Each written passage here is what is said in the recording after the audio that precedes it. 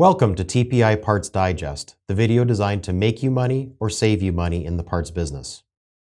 Today we're talking about losing part sales and how to fix it. The answer is really simple: get your parts online.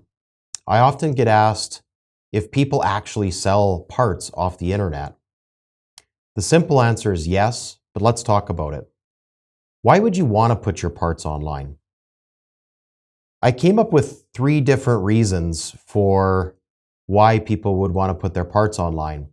One is buyers may not know you even exist. You go to a new town and search Google for hotels.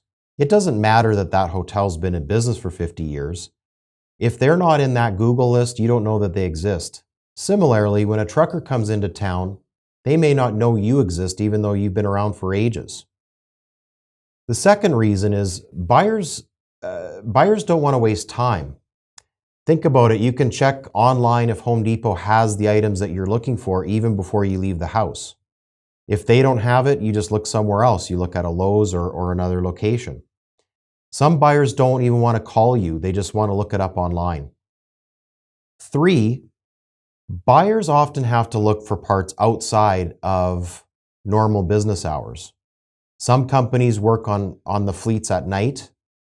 How can they know that you have stock or your prices if you don't answer after hours? Putting your parts online is a cheap answering service and an online salesperson all in one.